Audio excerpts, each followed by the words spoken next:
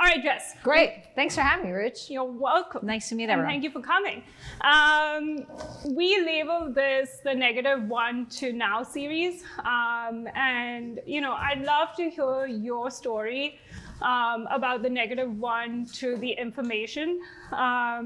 You started off being a reporter at the Wall Street Journal and then decided to launch the information. To me, what seemed like overnight, and then it happened. So just want to hear your -1 to the information story. Sure. So I had been covering Silicon Valley for the Wall Street Journal for 8 years, and I never thought I was going to be an entrepreneur and start a company. I think I actually wrote a column saying, why are people starting companies? Why don't they just go work at great companies? So I was of that mentality. But two things were kind of gnawing at me. First was the business model around news was totally broken. This is 10 years ago. Publishers, even ones that sort of had subscription businesses, were really goaling and focused on traffic. And so I remember covering Apple, and the editor of the journal shooting me an email saying, great job on the live blog of the new iPhone announcement.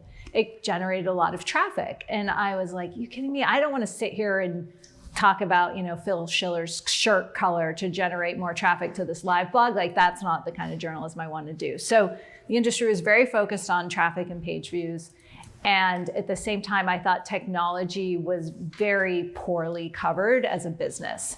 The magazines would, is this founder worth X amount of money? And there was really no sense that all these companies that are now amazing technology businesses were really building something that needed to be covered in a way of understanding and challenging, but understanding the business potential. So, these things, like, they just gnawed at me. The wrong business model, the wrong focus.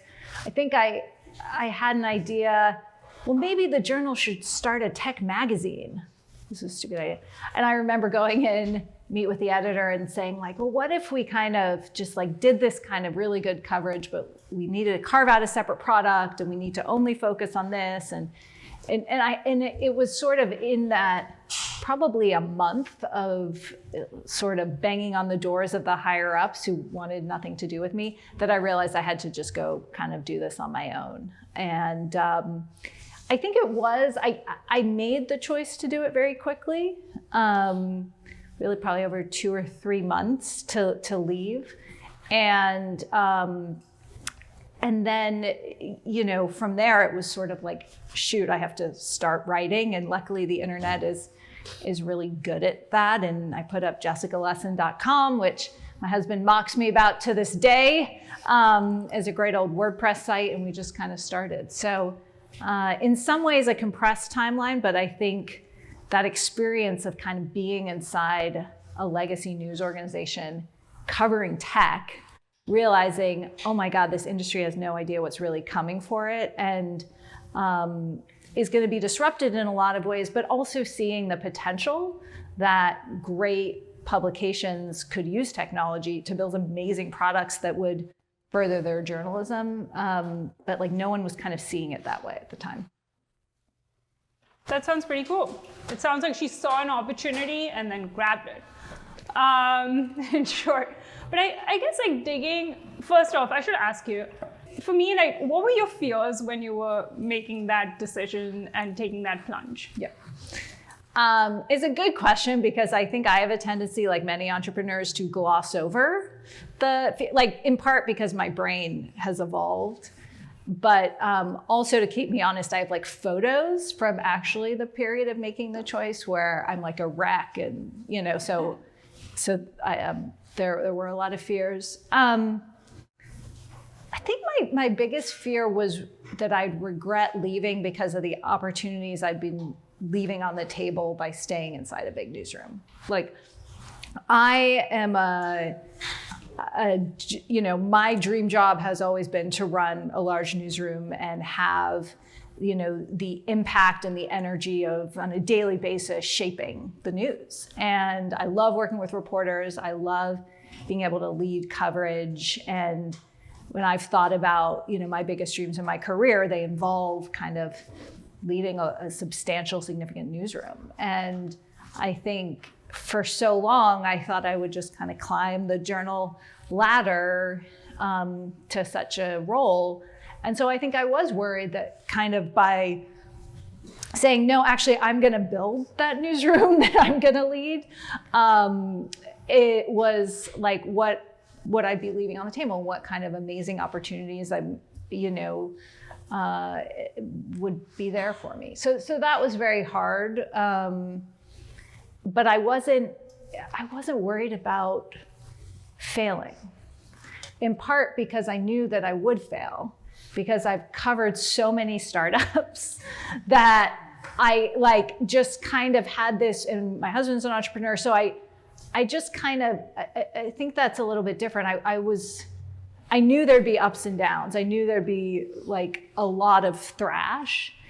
And so I wasn't as afraid about like that part. And I think maybe that's a difference, because probably a lot of things that hold people back in starting things is a fear of it not working out. And I just kind of had this, quite irrational confidence, I think, at the time. I mean, I had never even managed anyone. That, there'd be a lot of ups and downs, but I could over time kind of get it to where I wanted it to be. I remember she was in my backyard asking me if she should do this, and I said no. I was like, it's a terrible idea. It's a true story. And I was like, maybe you should partner with the Wall Street Journal to launch a tech magazine, which was also a horrible idea now in retrospect. Yeah. Why did you think it was a bad idea? I can't remember. I tuned it out. I can't remember, but obviously it was a bad idea because the information succeeded. I mean, like, maybe I think I do know, like, in the venture industry, like, we are really afraid of backing anything to help the publishing industry, because we talk about it as a dying industry. Yeah. And like, I think that was like a big motivation for like, why are you leaving the one publication that is actually succeeding, because the rest of the industry is dying. But then back to you, like, why did you have the confidence and like what we think of here as a dying industry to like launch something new? So I love this question in part because every day I wonder if I should invest more in the future of the news industry as like an angel investor. So I back a very small number of projects, and and the answer is I have a day job that's quite consuming, but I think there's no question that huge swaths of the publishing industry have vanished. I mean, just think of BuzzFeed. It's amazing. So many of my friends were involved in building that newsroom. They did phenomenal journalism, won a Pulitzer Prize, and the newsroom, it just doesn't even exist anymore, right? So I think what's happened is you've seen a whole segment of the business model around publishing just go away, ad supported. And people now like point this out, like, we figured out what happened over the last 10 years. Ad-supported publications don't work. 10 years ago, I was sort of like, duh. I mean, there was just no way. And I think covering Google and covering Facebook at the time, I understood what attention advertising machines they built. And there was just no way. It not only could publishers not build it, but it wasn't in publishers' interest to build it. So parts of the industry have gone away and would obviously be horrible investments. I think, though, the desire and thirst for information is very, very strong and is very, very powerful. And I love going on Twitter and seeing all the people who hate journalists, all those VCs, all those people who tweet about everything wrong with the mainstream media. And all they're doing is sharing articles written by professional journalists and using their hot take to show how smart they are. But truly original reporting, it's still the oxygen that our society depends on and runs on. And so I think there is a reason to be optimistic, big picture about startups in news and information. But also, it's a very difficult business. I think all businesses are, certainly technology companies are. I'm struck, we reinvent our product every day. We're only as good and valuable as the last article we publish. And so it's not like we can toil away and build this awesome app and then keep iterating and keep growing. And I don't mean to imply that's at all easy, but if we just stopped writing one day, our product would be worth like almost zero to our audience. It's not quite true because you have a base there. So it's very, very difficult. And I think I meet a lot of entrepreneurs, a lot of great journalists who come to me and say, I'm inspired, I want to do what you've done in the information in X. And I often say don't do it, because I think that the combination is just very difficult to do. And you have to have a really, really, really long-term perspective, which many entrepreneurs don't and shouldn't necessarily, because it takes a lot of time to build that trust. It's a very, very competitive business. And so, yeah, but I think we'll find entrepreneurs who really have that passion and have those skills, but it's not like, same with tech, it's not a sort of quick hit, come in, flip your company kind of startup environment. That's what I tell everyone, that you cannot build anything in 3 months. No. But I wanted to go back to something you said, when I read Twitter, I feel like tech and media share an antagonistic relationship. And I'm just trying to understand at the core of it why that is, or is it just always going to be that way? There's a healthy antagonism between the press and anyone they cover, to some degree. And I think that's good and important. And I think there can be a lot of respect there, but still recognize that they're different industries and have different objectives. It's gotten like 10 times worse. I mean, I've been reporting on this place since 2008. And when I first moved out here, I was covering Google for the Wall Street Journal. I went to Google once a week to interview someone. And this wasn't because it was the Wall Street Journal. I mean, I was a nobody there, but the attitude of all the major tech companies towards the press was let them in, teach them. I remember sometimes it was boring. I'd like have to meet with the 6th product manager on Google TV, or whatever. But I was, true story. But there was just that like, hey, we want to learn about you. And there was a much more interaction. I mean, I don't know the last time Google held a press conference in Mountain View, for anyone. I mean, they have a big conference once a year. I mean, it's a sea change. And I think it is what it is. I mean, companies now, they certainly don't need the press to get a message out. But at the same time, I think it's really short-sighted to just say, my CEO can blog and I don't working with reporters can be very valuable for influencing a lot of the conversation, but it's also really sad. It's changed how we train journalists. Now I can't train my team by sending them, out into the wild to meet all these people at all these companies. I mean, it's much harder to do. And I don't think it's a thing that kind of swings back, and it's happening it's certainly happening in politics between, government and reporters and so forth. But I think it's sad, and it makes a lot of journalism harder to do, I think. Well, that's the other interesting thing. So yes, there are the big companies that everybody wants to know about, but what about the smaller companies? We always want to share what we're working on, but we just don't know how to get press to cover us.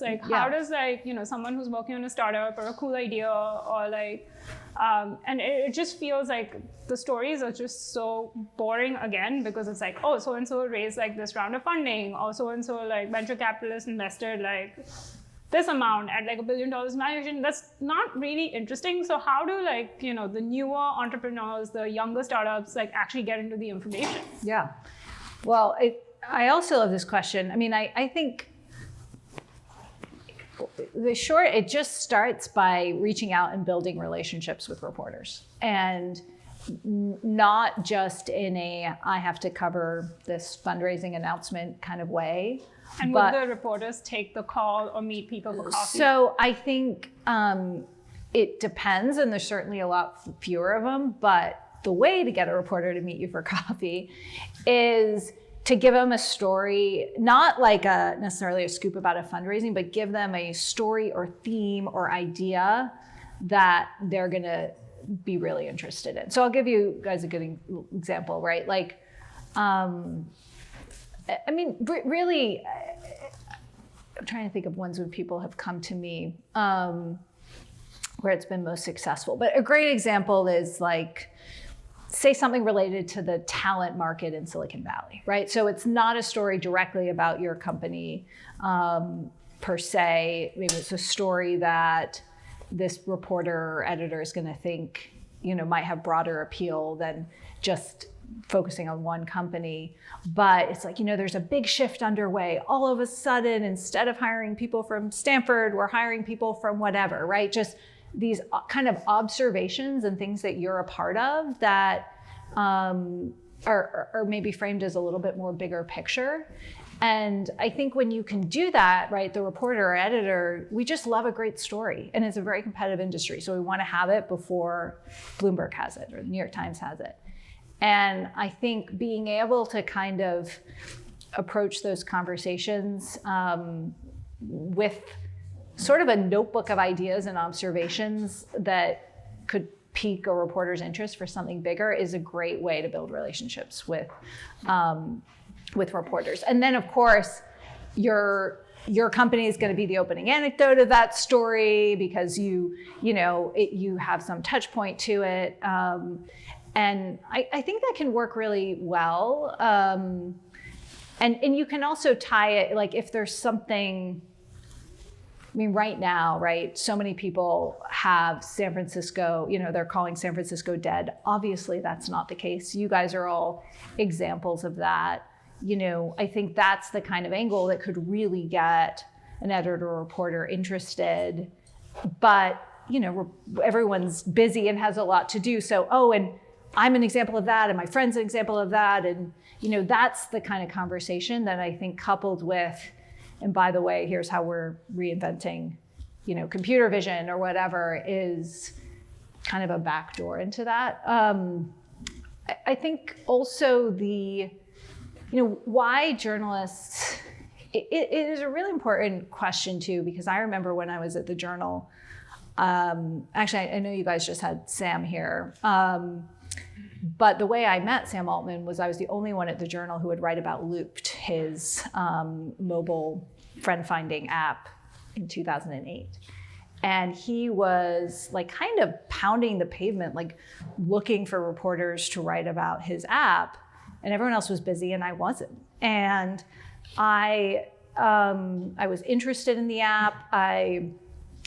But like my editors were like, we can't write about a mobile startup. Like, it's too small. And like, what if this isn't the one and we don't want to look stupid? And so I worked like with Sam's help, and he's very good at this to this day, of like figuring out how to frame things to get what he wants. But like, it was, he was like, well, we have this partnership with Sprint, I think they did. And so it's like, maybe it's a story about mobile carriers and the app ecosystem and how carriers are doing it. And then, oh, by the way, we're going to Washington and here's our playbook on mobile privacy. Sound familiar? He's doing this now.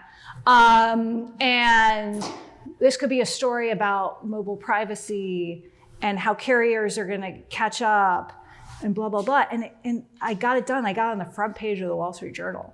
But that is a good example of him kind of just like working the edge and seeing and understanding like, okay, these are the themes that are gonna get people interested, but like the story's all about him. It all quotes him, So I know that can sound like a lot of work too, and everyone's busy running their company. I mean, that's the other thing. I mean, I'm really bad about getting coverage for us because I just sort of like have other things to do. So, but I think, there's a lot, particularly in this moment, like once again, the kind of global spotlight is back on this area and all the great startups here. So I think it is a moment where like you could have a lot of success with that.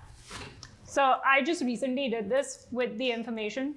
I've known her forever, but she's never once covered anything that I worked on. So I went to her reporter and I said like, hey. I didn't know this, by the way. Yeah, and she didn't know this. I went to a reporter and I said like, hey, I have this interesting angle on like venture funding in AI startups. Do you want to hear it? And she was like, yeah. And I think I'll include it in our AI newsletter. So like, Jonathan and I worked with her and we like crafted this like thesis around venture funding and AI startups. And obviously SPC was quoted in there. And I was like, finally I get covered. There are faster ways now. Despite knowing the founder really well. Sometimes like that, I think that was a perfect, I mean, I like screenshotted it and sent it to her. I was like, woo, did you know? And here she's like, duh, of course I knew. But yeah, and I think it's, especially, so this refers to AI Agenda, which is our awesome 4-day-a-week AI newsletter.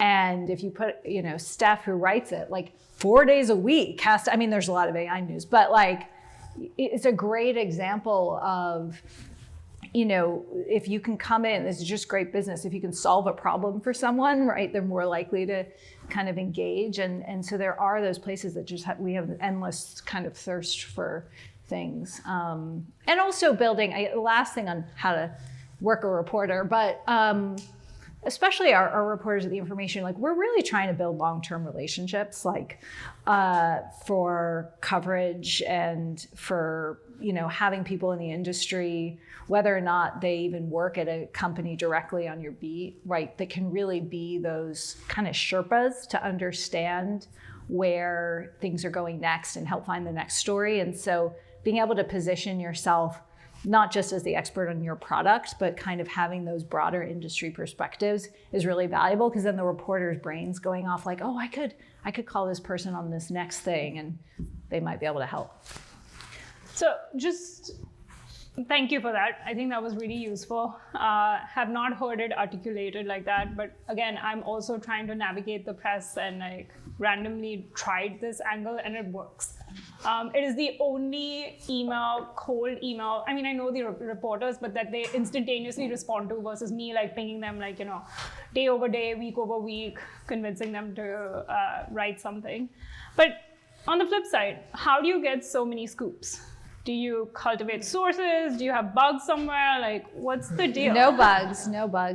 It is just all relationships and. But how do you convince someone to talk about something that they should not be talking about? It's a great question. There's a huge variation, but the core of it is having a relationship with the person. And again, that doesn't mean like a friendship. I mean, it's just a sort of a professional sense of like, I'm engaging in this, I'm picking up the phone, because there's value in this information exchange to me, right? Like a lot of these relationships are, conversations where we're hearing things about the industry that we're sharing with the person, they're hearing things and vice versa. And I think when you have those kinds of professional relationships, if you hear something that even if it's not flattering or not positive, the other person is more likely to engage and just like help you get it right. And so it's really not, I don't know if it's really not sort of digging around and getting people to do things against their interest. It's much more, we're going to write about this, we're hearing about this trend, and then having the trust of people who are really in the know, who are going to engage to help you get it right, and then recognize it may not always be kind of flattering or positive. I mean, one of the things that I'm curious, the perspective of this crew, but there's a huge trend towards relying on anonymous former employees for huge swaths of journalism. And it's a really interesting thing. We benefit from this, as all news organizations do. Like, it's much easier to find people who worked on Product X or who, through LinkedIn and other things, way more so than when I was getting my start in my career. And so I think I read a lot of stories now in other publications where I'm like, they talked to 12 people who were fired yesterday on this product or something. And you can get very one-sided point of view. And something I really push the team on is like making sure we have sources from like all the different parts of a topic, and we will talk to anyone. So we will talk to the people who just left, and again, we'll see their information through the lens that they're coming from, but we'll also really go out of our way to talk to many more different types of people. So I think it's challenging, and in this moment, I think a lot of it's so tempting to really hang on like one type of source or another.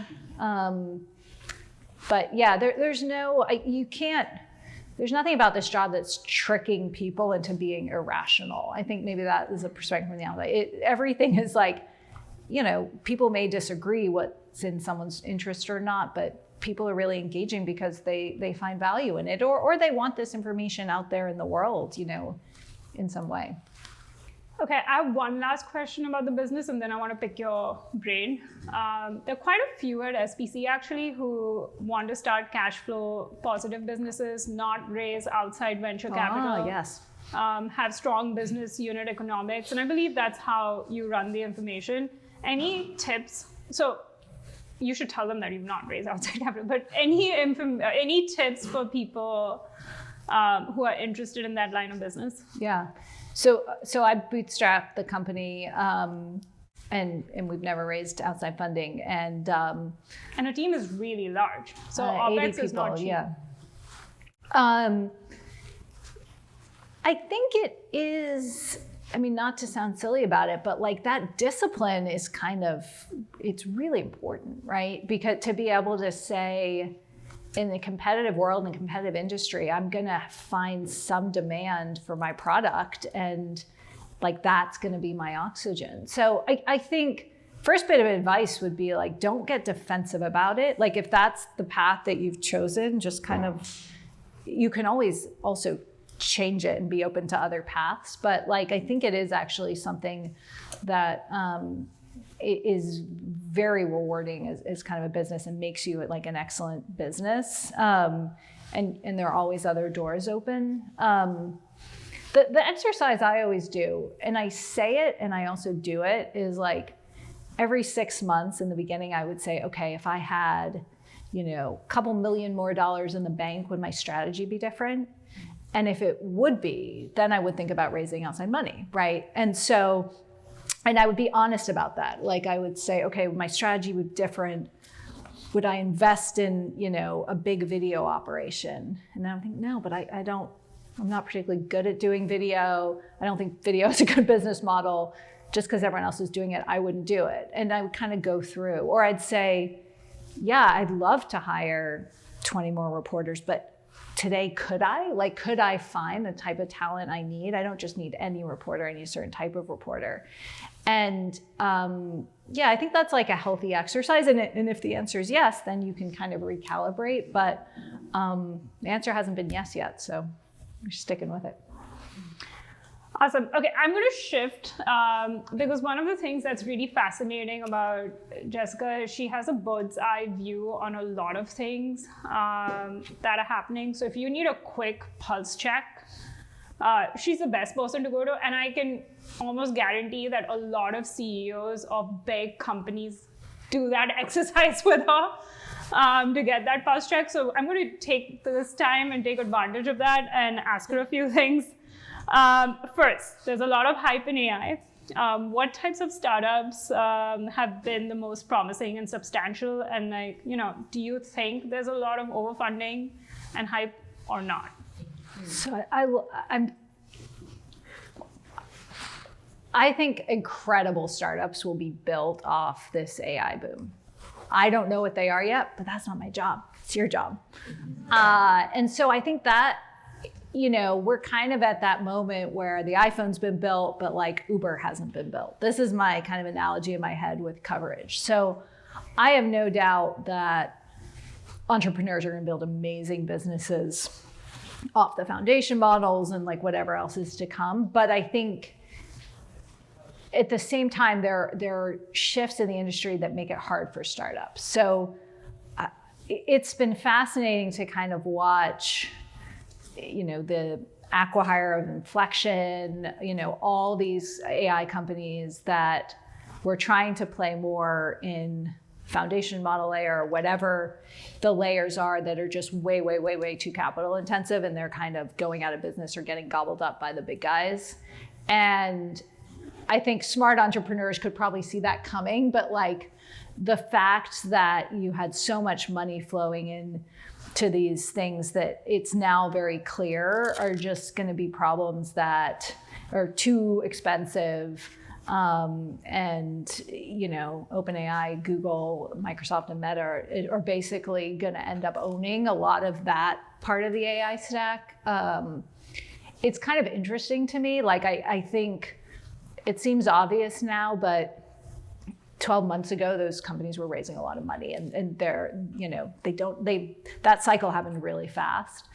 I've also been thinking about the fact that until this moment, the trend in startups have been that like the lower barrier to entry because the costs were coming down so dramatically because of like AWS and so forth. And now again, in that layer of the stack, like the pendulum has swung so fast in the other direction. That's kind of interesting and maybe disruptive. I mean, last night I had dinner with Marissa Meyer to talk about Sunshine. And they launched a new photo sharing app a few days ago. And so, of course, I asked her this question. Of course, she and Enrique think, there's tremendous potential for startups in AI. And they're talking about how they have, they're using so many different models. They, can do so many different things. They can use different models for different things, where the big companies are kind of stuck with their models, which maybe aren't good for other things. And so it was kind of cool to hear how nimble they feel they can be. But then again, as I said to them, because I have to play devil's advocate constantly, but then all your competitors can do that too. So like, what is going to be, I think it is going to be harder to find sort of differentiation in certain aspects, but I am very excited for like, obviously the amazing services that are going to be built off this. There's just a lot of questions. It is early and there are a lot of questions around it. Well, not related, but completely different. Like after 2022, what do you think the venture climate looks like? Like, dictated by IPOs, dictated by the crazy round of funding. Like, how should startups think of venture today? I mean, it's always healthy to imagine that it goes away. That's like good discipline. I mean, it's not going away.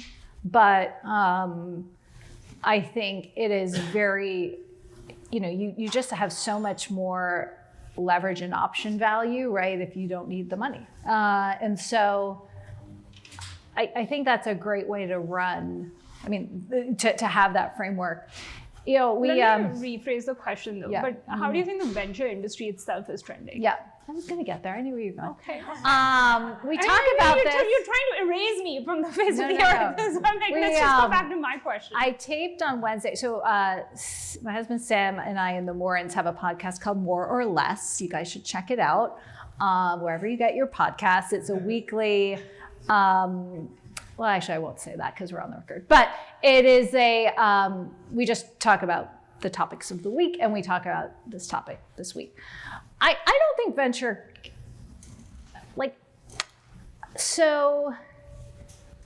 I think venture capital will continue to be a reasonably robust asset class. So I don't think it's going away. I don't think long-term LPs are retreating from it. But we are in a moment where it's kind of stuck. When I talk to a lot of LPs and people who invest in venture, they basically say in part because of lack of IPOs and M&A, but also just there are a lot of different global macro and so forth. There definitely is that kind of LP freeze compared to 2022 and so forth. Now, whether the pretty successful Reddit IPO changes that, I don't think so. I think there are a lot of people now who, we quoted some bankers this week at Morgan Stanley who were basically we're in a risk-on, lean-in environment. And I'm like, guys, we need a few more data points to be able to say that. And then, of course, that will trickle into more LPs coming on. So I think we're in a pause period, and that could be years. I don't know that like the kind of spigot of money into the venture world is going to like turn on quickly.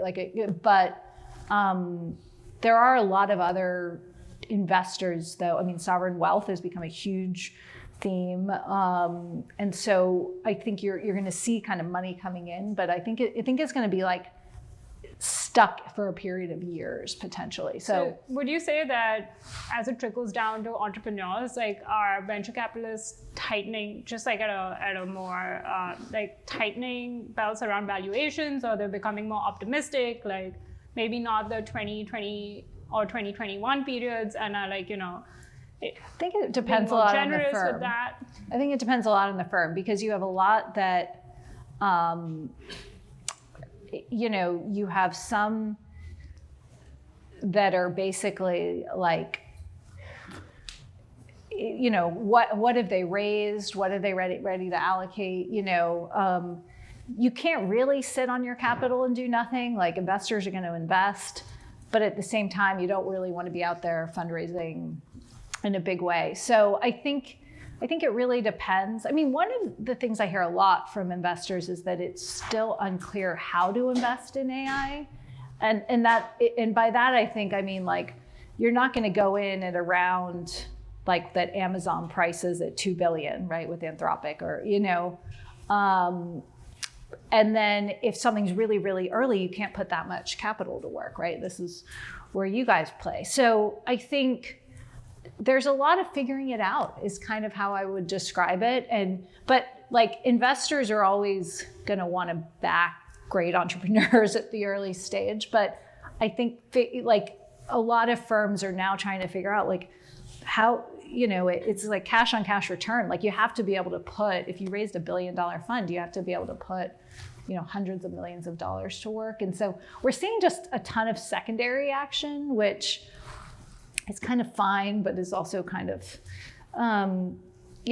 just kind of churning through and like trying to return their funds any way they can. So there's a lot of uncertainty and a lot of like, people are doing things, but they're not being super aggressive. It's good to know, guys. They're not being super aggressive in the market. I have a lot of questions, so maybe I will just do 2 more. Jess is also very knowledgeable about policy as it relates to tech. Yes? Sure. Let's see how knowledgeable I am. Great. Any thoughts on latest policy changes and how it might impact tech? I'll give you a few examples. Maybe the ban on TikTok, maybe like the US-China relationships, maybe the lack of GPU chips available. Just pick those. Anyone. Pick anyone. Well, I will say, I write every once in a while. I write our nightly newsletter briefing column, and the one that I have half opened over there, so maybe I'll finish it for today, is I actually think there's been a shift in general tech regulation philosophy when it comes to especially the US. So I think that for years, you could be in tech and kind of look at the lack of really impactful regulation and assume that regulators were kind of inept or just like, behind the ball. But I think what's now seems very plausible to me was that they just didn't care, and now they care. Because I think now we're seeing a lot of examples where regulators are actually or lawmakers are jumping to action fairly quickly when they want to. TikTok is an example of that. Now, I don't think it gets through the Senate, so. I was banking on it getting through. I don't think it gets through the Senate. I mean, I think right now it's being held up by Senator Cantwell, if you really want to get in the weeds, but I don't think it does.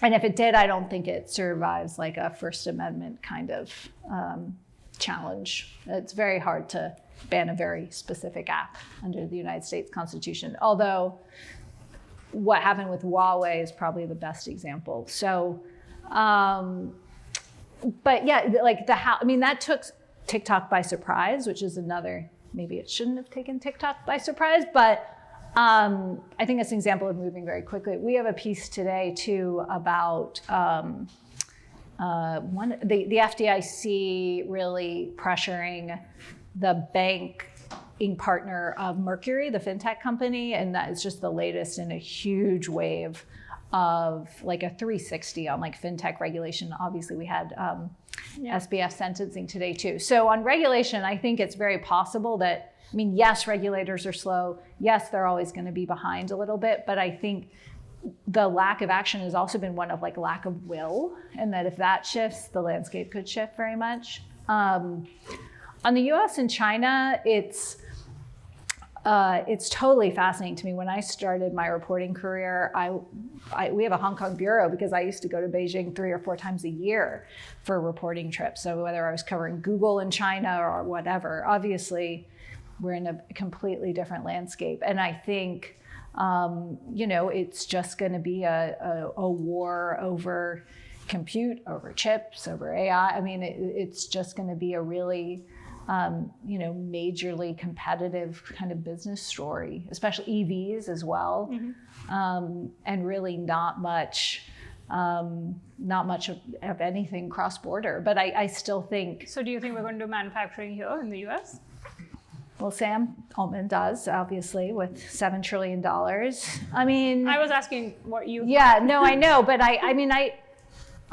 so I went to China with Gina Raimondo, the Commerce Secretary, and kind of spent time with her talking about, this. And no, I mean, there's not nearly enough scale and resources to be like fully independent at all. No. So I think we're going to, maybe you move the needle a little bit there, but not in a big way. So, it's going to be a very exciting 5-10 years on that front. Okay, last question from me, and then I'll open it up to the audience. So something that I've admired about you is how much you get done. Oh, no. So Jess has her own business. She's active philanthropically. She just got an award, I think, yesterday from the SF Examiner. She has 3 boys. She does stuff in the community. I mean, what is your life hack on being so productive? I am reading this book now that I would highly recommend called, I think it's called The Organized Mind, but it may be called The Unorganized Mind. And I can't figure out what it's solving, but it is based, I picked it up because that's very kind of you to say I do all those things. I don't do them all very well. And I would have been feeling like very out of sync in all the, kinds of things going on. And so I got like a Facebook ad for this book, which was basically like, it's not you, it's your brain. Like your brain is not wired for this digital multitasking world. Like we're wired to escape, predators that are running after us and want to eat us. And so I think I picked it up because I kind of have been curious about like, how do I align, my personhood to this digital multitasking. You can do a lot of different things. You can be in a lot of places at once, and how to do that. And the book actually has some useful advice from like note-taking ways, but more I'm finding it really valuable for just kind of recognizing, no, it's not you, it's human nature, and kind of feeling pulled in a lot of directions. What do I try to do at the end of the day? I'm really lucky because I get to kind of control my own focus and destiny as a business owner, right? And so I try to kind of tell myself, to not get too caught up in, can I do all these things in a given day, but like, what are my goals for the week, for the quarter, like looking out, and to just be really clear about where I want to spend my time, like zooming out a little bit. I think in the moment it can feel overwhelming. But when I say, okay, actually, I really just want to get we're building out our finance team in New York to cover content for public tech investors a little bit more. And like, I can be like, oh, I've made no progress on that today, but that's a goal over the next quarter, right? And sort of being able to calibrate the work to kind of goals and sort of recognize you can do everything, but not at once, right? And you don't have to do everything at once. I think that's also a really important startup lesson, and something that I took, from watching so many tech startups. I was so, the pattern would always be like, Kevin would invent a great photo sharing app in Instagram, and then some editor would be like, Instagram is never successful. It will never be successful. It only does one thing, photo sharing. And I saw that pattern play out enough. I was like, no, that's why they're successful, because they do one thing really well. And I meet a lot of entrepreneurs and startup founders who are inherently capable and talented and curious and want to do like 64 things, especially in news and media, which is inherently, if you compare yourself to like a general interest publication, they have like 24 sections or whatever the digital equivalent is. And I think that discipline of being like, no, you have to focus on that thing and do that really well, and then the next thing and the next thing is what builds a great company. And I think there are good time management lessons in that too, I think. And it probably comes way more naturally to you all than I think it does to people in my industry, but it's essential. Like, it's kind of the difference between doing great things or not, I think. Thank you. With that, I'll open it up to the audience. Any audience questions? Oh, there are a lot. Great. Thanks, Jess. My name's Ben, and my mom for 38 years worked for the Canadian equivalent of NPR. Cool. So I kind of grew up in the newsroom, and I know that you're a mom. My mom is happy that I didn't follow her footsteps, seeing everything that's changed in the journalism world. And I wonder, as you think about your kids, what advice you would give them, when the time is right for them to be thinking about their future path, and specifically vis-a-vis kind of your world in journalism. Oh man. Right now I just want my kids, I want them to see how excited I am about what I do and how excited Sam is about what he does. And I think that's basically the extent to which I've thought about this question in a deep way. I'm going to embarrass you, but our sons recently were chatting to each other about how cool it was that their moms built businesses. And Ruchi overheard that, and I thought that was like tremendous and very cool. So yeah. I think as it relates to, but I guess I do talk a little bit about because I'm trying to describe what I do to my kids, I talk about information and how we learn things. And I do want them to have like a really deep appreciation that kind of explaining things to the world and uncovering things is a real value. And it's funny, I think that comes very naturally to kids because they're in awe of the world.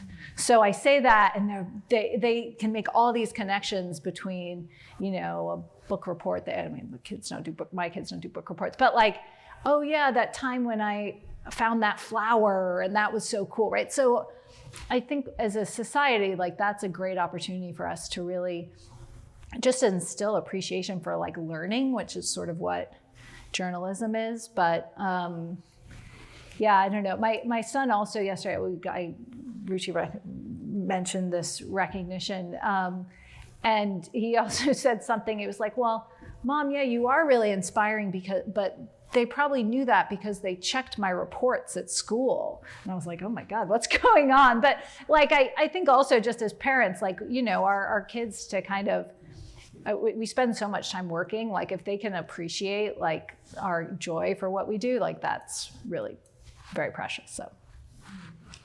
Other questions? I can't. Yeah, you can go. Raise your arms like tall. There are two at the back. You want to go behind, Finn? Okay. Hi, Jessica. Thank you for coming. Thanks. I have a question. So what have you seen to be successful for media companies to storytell about repeatability and scalability? Can you say that again? I want to make sure. Yeah, for scalability and repeatability of success for media companies. For media companies. Got it. Yeah. It is a great question because I think in general, things that are repeatable and scalable do not play to the strengths of media companies, which are much more, especially in news around like information gathering. It is probably not the answer you were expecting, but our most scalable and repeatable thing is our system for training journalists. So it's much more, and like we're pretty, like we have a system for doing that. And so I think a lot of great media companies have put a lot of effort into like how you can scale original content creation. And in our case, that's journalism, but it could be other things. Also, I mean, we have a really strong community and we've built a lot of community features. And I think that can also be very scalable for media companies. But finding that intersection that's repeatable and scalable, but not commoditizable is really hard. But for us, it's really around sort of the apprenticeship model of great journalism. There's Nick. Hi, Jess. Thanks for coming. My question is like pretty broad, I guess. I wonder in your seat if you see anything that you think is broadly misunderstood or I guess overlooked by the tech industry. Like, is there a problem space or an industry, a company that you wish existed that you would cover? What do you think the tech industry in the Valley is missing? Oh, that's a great question.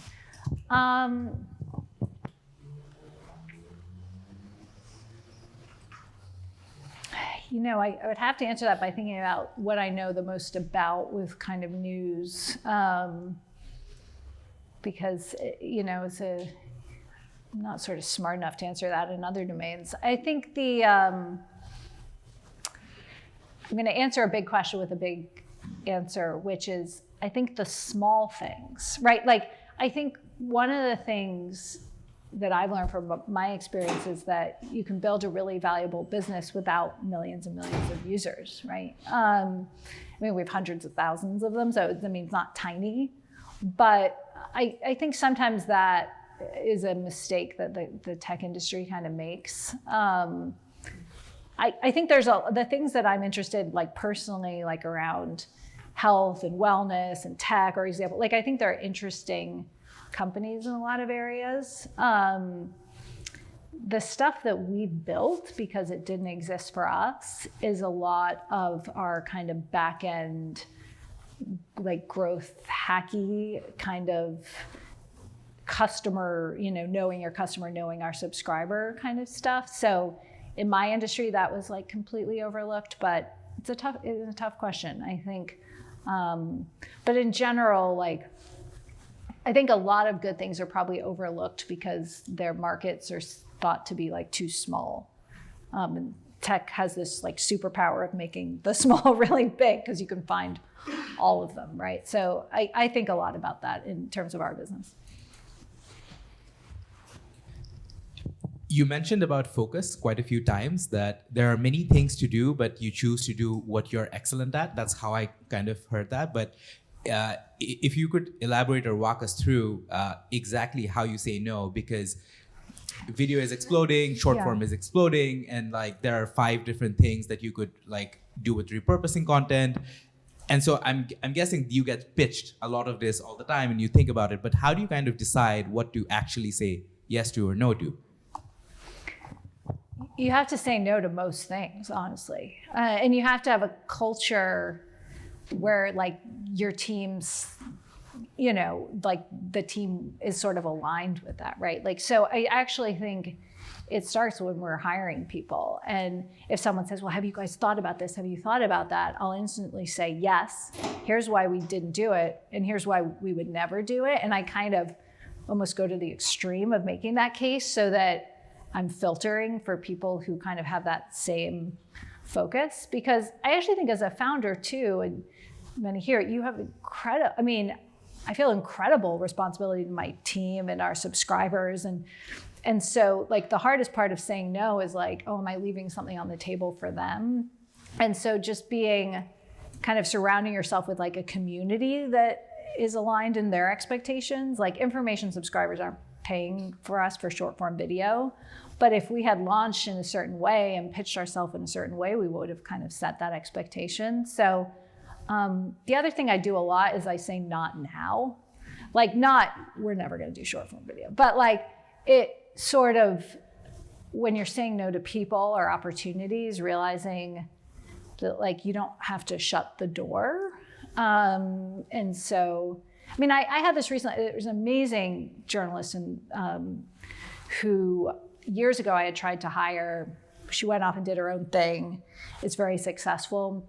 And now she really wants to work with us again.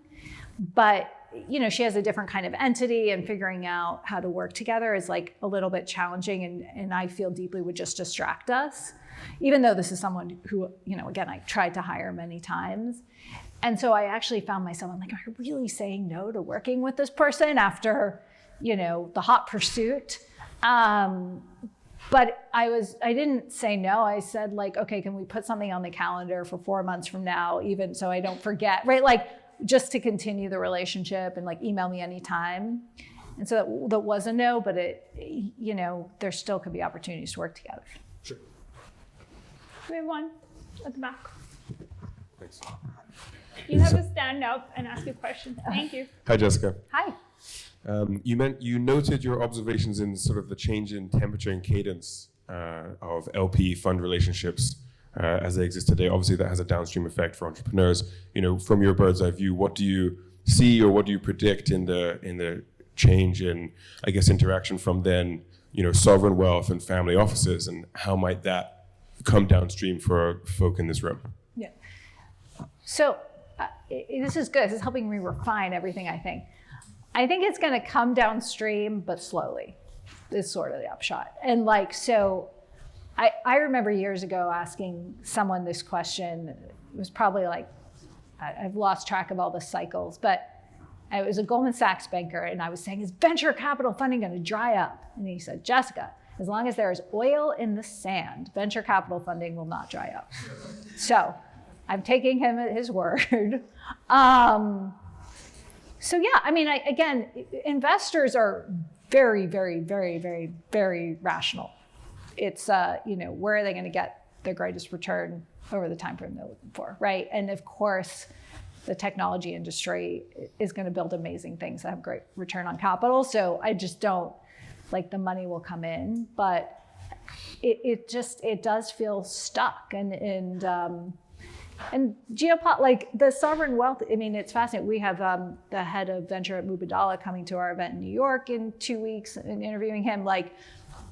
But there's also a lot of scrutiny. And if you look at things like AI, and you look at how the government's going to look at certain kind of funding sources from different countries, there's just there's thrash in the system a little bit. But I don't think the dollar will see the greatest return is true. And so I think money's coming in. It's also very true that all these big institutional investors are very relatively under-allocated. For them, it's not even VC, it's still under private equity, and then VC is a tiny part of private equity. So there'll be a lot in the system, but it's just not going to move particularly quickly at this moment, is my prediction. There are too many questions. Okay. Do we even have time for any more? Are we done? Maybe one, or you can ask one yourself. Oh no. I'm not going to choose amongst the last 8 remaining. Okay, over here. Okay, there I'll we keep go. us moving. I just didn't want to play favorites. That's fine. Yeah. So maybe in the same line of questioning of the venture ecosystem, venture funds typically have a 12-year fund horizon where they're trying to return their money to the investors. But if we look at the ratio of TVPI, total value paid in, to DPI, the distributions, that ratio has gone down significantly over the last 5 to 8 years. You mentioned that a big source of that is the lack of M&As, the lack of IPOs. Do you think that LPs are hesitant to enter the ecosystem because of that? And also downstream, what does that mean for founders moving forward? Are there more secondary? How do we get liquidity in this ecosystem? I do think. How do we get paid, Jessica? How do we get paid? Got to pay yourself and building it. No. Yeah, there is hesitance, absolutely. But it's also, you can't understand this topic without looking at what else these investors can invest in, right? So you got to look at public markets, you got to look at debt, you got to look at interest rate, right? You got to look at the whole kind of pie. And yeah, right now, venture, pick your venture firm isn't a hugely attractive. I'm not going to throw my least favorite one out to the bus, but it's I think that's real. And so, a lot of this institutional money just has a lot of better options at this moment. Look at the public guys, right? You could you're sort of competing with like what Apple's doing or what Microsoft's doing. I mean, you are competing. It's like a very specifically how they calculate what to invest in. So I think in terms of what it means, so it's a different question of how's the founder going to get paid or how's an investor going to get paid, right? Because you could have a wildly profitable business and make a lot of money. You can also, it'll be a healthy M&A market for sure. Now is, Google gonna be able to spend billions of dollars to acquire something in a space where the government's breathing down its neck? No. I mean, poor Amazon couldn't acquire iRobot, which was kind of hilarious. But I think there will be a lot of opportunities. The secondary market is also roaring, and which I find a little bit confusing because the secondary market is like, especially, I get very confused about like secondaries and like OpenAI, or because I'm like, okay, you don't think you're going to get an exit, but someone else thinks they are. I find that very confusing. But there is demand. There's a lot of demand for that. I mean, you can look at ByteDance as an extreme. I mean, to have a private company worth, $500 billion. I mean, it's kind of crazy, but like it has a very, very strong secondary market. So I think that, and also the tech industry has a history of coming up with new instruments for getting liquidity. I broke the news of the very first secondary in Facebook back in the day, which was when Yuri Milner came in with DST, and it was very unusual. Were you there? I mean, it was just a very unusual transaction. That's how I bought my house. There you go, about your house, yeah. But it was unusual. And so I think, there'll be continued to be new ways, to solve new problems. And as long as it sounds corny, but as long as value's being created and the return is there, I do think the pieces will work out. Believe in an efficient market. Believe in an efficient market. Capitalism in the end. Thank you so much. Thanks, Ruch. That was fun. Really appreciate it. Thank you.